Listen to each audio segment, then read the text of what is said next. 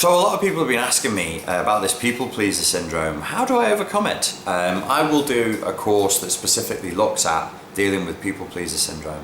One of the biggest steps that you can take is to simply make yourself be more aware of it. Just start getting super aware of the fact that you are doing excessive conscientiousness, excessive naivety, inability to say no, emotophobia. It's a good thing I can remember all the other 15 things off the top of my head like that. I can't remember.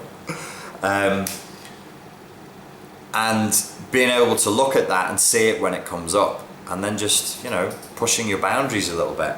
The Spartan Life Coach original concept was that I was going to be like a personal trainer, a strength trainer, but for the mind. It would be like teaching you to be stronger, but in your emotions. I don't know whose voice I'm doing here right now. So I would be that's a good tagline, isn't it? I'm the personal trainer for your mind, okay? So it's not about like, oh, get on my leather couch. Yeah, you like that, huh? And just lie there and tell me stories, and I sit there with my Freudian beard going, oh yes, it's very good. Tell me about your mother. How did it make you feel, and how you wanted to steal your father's penis? And that kind of thing. I wanted it to be, I want to teach people skills, I want to give them attributes, I want to teach them how to go out there and do stuff. So the idea was being like more of a personal trainer type and pushing people forwards with skills rather than going back into the counselling and the psychotherapy route, which we all agree now is not very effective. If it were, many more people would be more healed than they are, and they are not. Despite the hundreds of thousands or probably millions of hours of non-directive, person-centered talk therapy that goes on, where all the therapist does is sit there and go, and how does that make you feel? And how does that make you feel? Really? And how does that make you feel? And then you just go round and round talking about your feelings. But you're directing the mind to say, well, what's wrong? Well, the mind is a question answering machine. The one way to control your focus is to ask questions. So if you're like, well, what's wrong? Well, I feel sad. Well, why do I feel sad? I feel sad because my mother was abusive. Well, why was she abusive? Because she did this, this, and this, and it made me feel this. And then we're plunging deeper and deeper into a kind of guided meditation or hypnosis of feeling bad, which can only make you and the therapist feel terrible. Did you know that suicide rates among psychiatrists is like one of the highest of all professions? I think dentists are the highest, but psychiatrists are in the top 10. Richard Bandler, the guy who created NLP, said his theory behind that was it's too much hypnosis that goes on. So when the client is saying, oh, I feel terrible, feel depressed, then the therapist is sat there like hypnotized, feeling sad and depressed and stuff, because we're not breaking the cycle. One of the things that I wanted to do with the Spartan Life Coach is be more assertive and aggressive even at times in saying, stop. What you're doing hurts you. We know that. The patterns you're running in speech, in thought, in feelings, in action, it's already hurting you. So stop doing that. Like, stop. There's something wrong. Don't keep doing it. Don't practice feeling bad. Don't practice feeling depressed or angry. I stole that from Thich Nhat Hanh.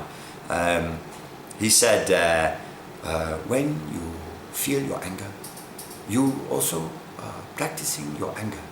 And I was like, shit. I was 25 when I heard that. I was a very angry young man. I was doing a lot of security work and fighting with people all the time. But I got this audio and I listened to it. And he was like, anger is practice. So if you practice calmness and you practice sanity, you experience more calmness and sanity. That's the point of, Thich Nhat Hanh is from the Zen tradition. That's the point of meditation. It's to practice and grow the mental muscle of sanity and focus, rather than practicing and grow the mental muscle of fury and anger.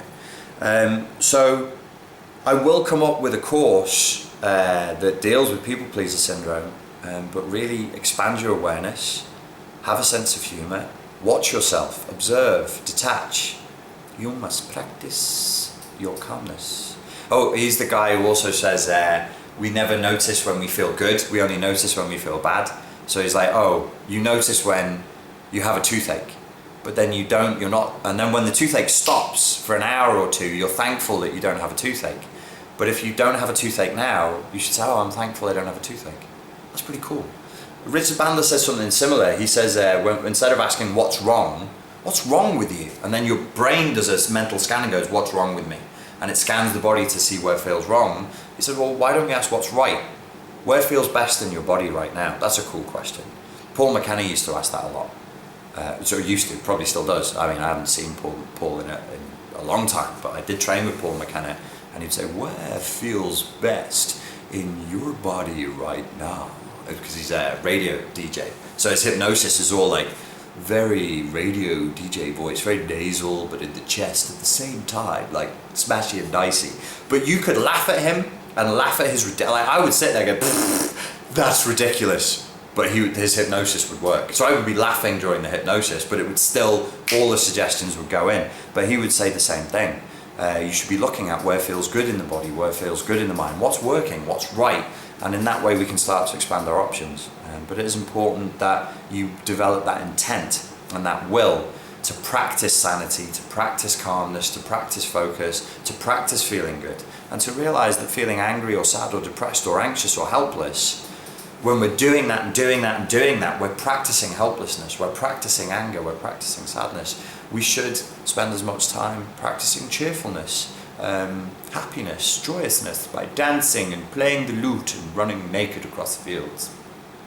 Well, I think that's enough, don't you? Thank you very much for your time and for your attention. And no doubt I'll speak to you again soon. Thanks.